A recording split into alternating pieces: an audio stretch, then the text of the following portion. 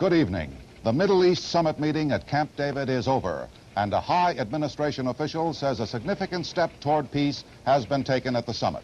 President Carter, President Sadat of Egypt, and Prime Minister Begin of Israel have come down from the mountaintop after nearly 2 solid weeks of discussion and decisions. This was the scene as they arrived at the White House just a few minutes ago.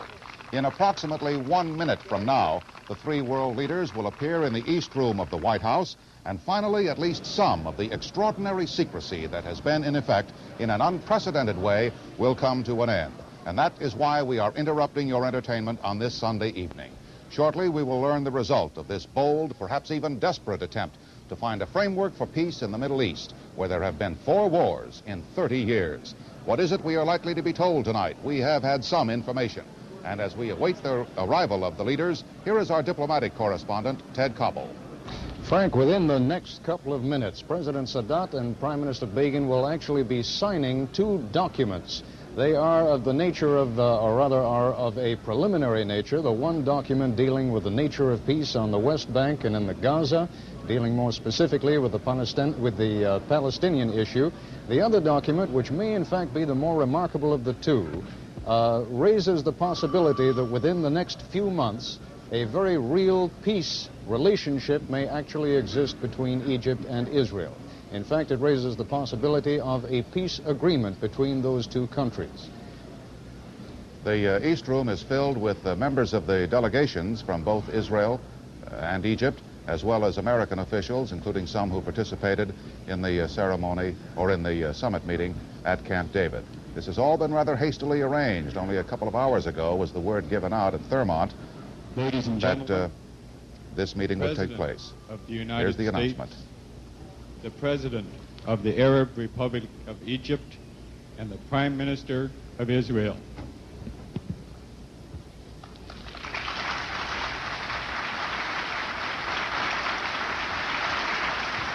We have not seen these 3 together very much in the last 13 days.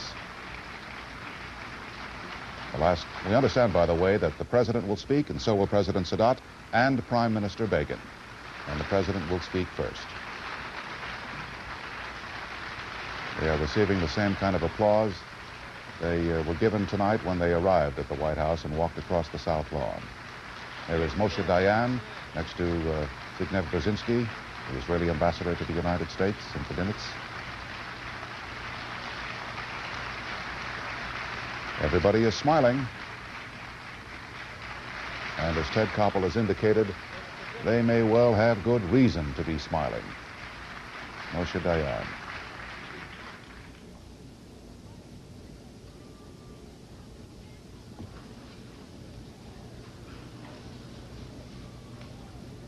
When we first arrived at Camp David, the first thing upon which we agreed was to ask the people of the world to pray that our negotiations would be successful. Those prayers have been answered far beyond any expectations. We are privileged to witness tonight a significant achievement in the cause of peace,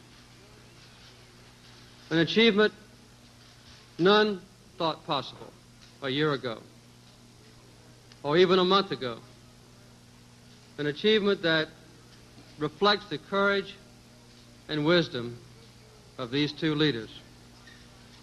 Through 13 long days at Camp David, we have seen them display determination and vision and flexibility, which was needed to make this agreement come to pass. All of us owe them our gratitude and respect. They know that they will always have my personal admiration. There are still great difficulties that remain, and many hard issues to be settled.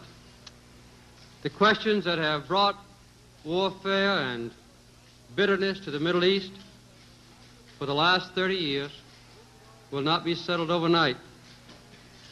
But we should all recognize the substantial achievements that have been made. One of the agreements that President Sadat and Prime Minister Begin are signing tonight is entitled A Framework for Peace in the Middle East.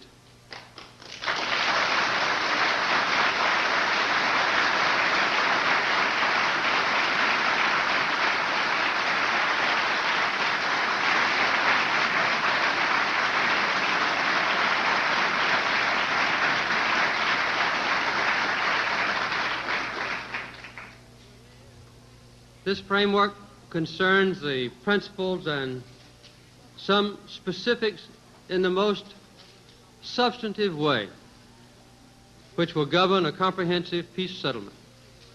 It deals specifically with the future of the West Bank and Gaza and the need to resolve the Palestinian problem in all its aspects. The framework document proposes a 5-year transitional period in the West Bank and Gaza, during which the Israeli military government will be withdrawn and a self-governing authority will be elected with full autonomy. It also provides for Israeli forces to remain in specified locations during this period to protect Israel's security. The Palestinians will have the right to participate in the determination of their own future, in negotiations which will resolve the final status of the West Bank and Gaza, and then to produce an Israeli-Jordanian peace treaty. These negotiations will be based on all the provisions and all the principles of United Nations Security Council Resolution 242. And it provides that Israel may live in peace within secure and recognized borders. And this great aspiration of Israel has been certified without constraint with the greatest degree of enthusiasm by President Sadat, the leader of one of the greatest nations on earth.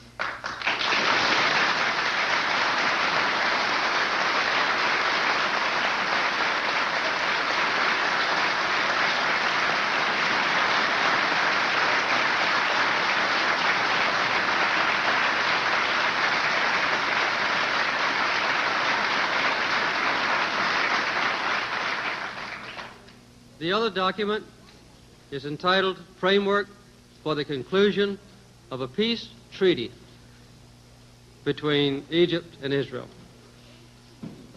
It provides for the full exercise of Egyptian sovereignty over the Sinai. It calls for the full withdrawal of Israeli forces from the Sinai. And after an interim withdrawal, which will be accomplished very quickly, the establishment of normal, peaceful relations between the two countries, including diplomatic relations.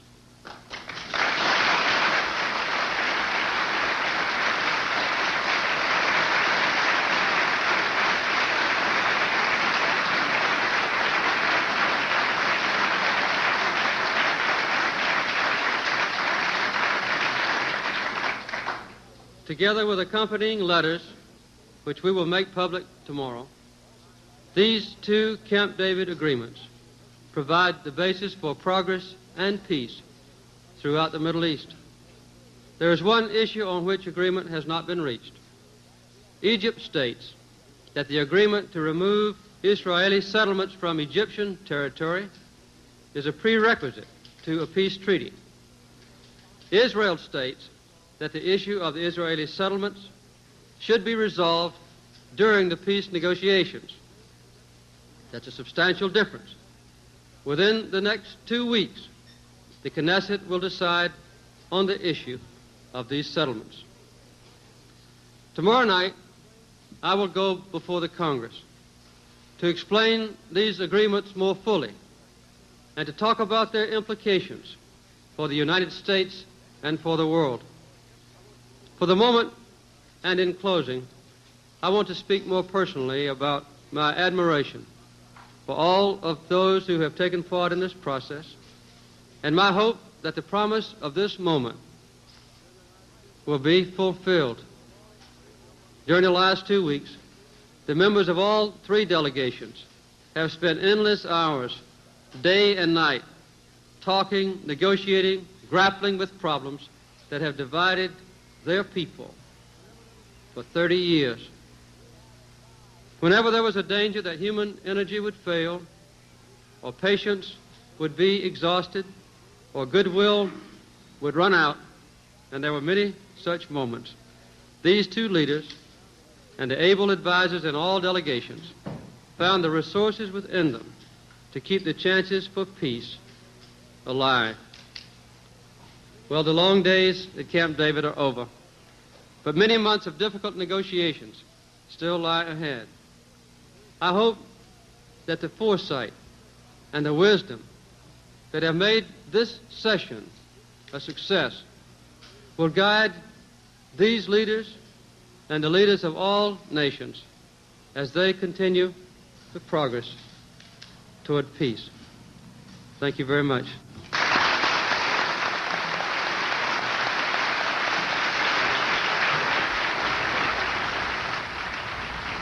It was a remarkable sight to see Menachem Begin applauding Anwar Sadat after the president described him as the leader of one of the greatest nations on earth. The applause was sustained and vigorous. Vice President Mondale in the front row. The president seems both exhausted and exhilarated, and there is good reason apparently for both.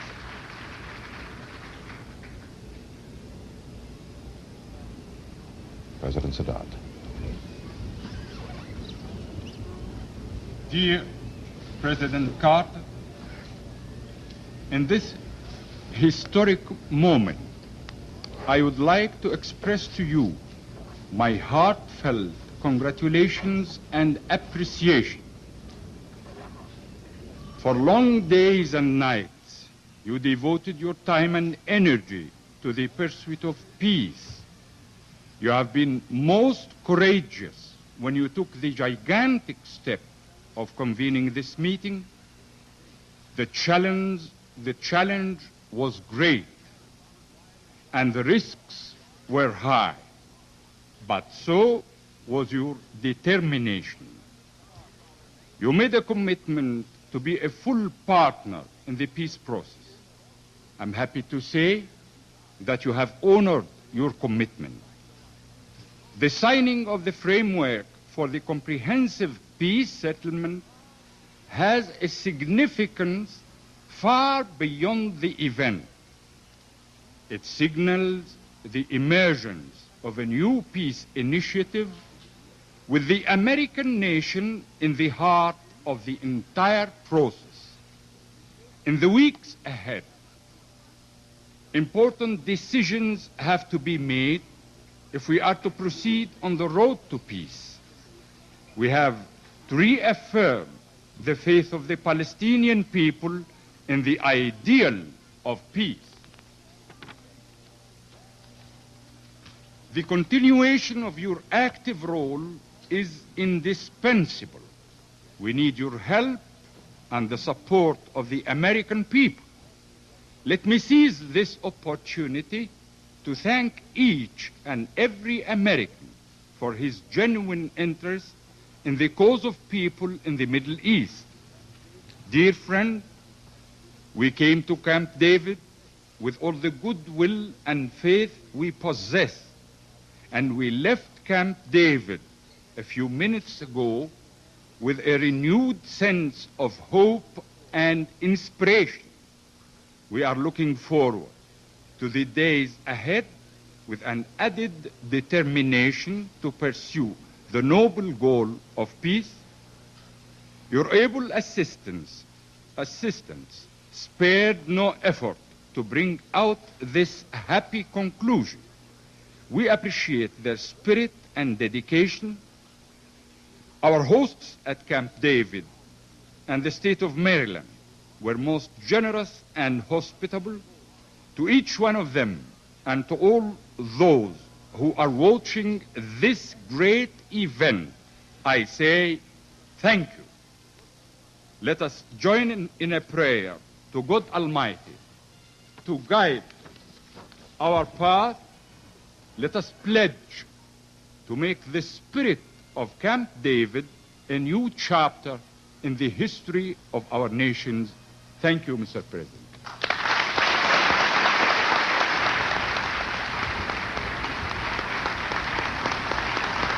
Well, probably not since Anwar Sadat stepped off the plane in Jerusalem last November have hopes for peace been so high as at this moment. That initiative foundered for a time, and indeed it was because the initiative had broken down, was sidetracked, that Mr. Carter called this extraordinary summit meeting to bring together these two men, leaders of countries who have been at war 4 times in 30 years, to try to hammer out some means of keeping history from repeating itself. Now the Prime Minister.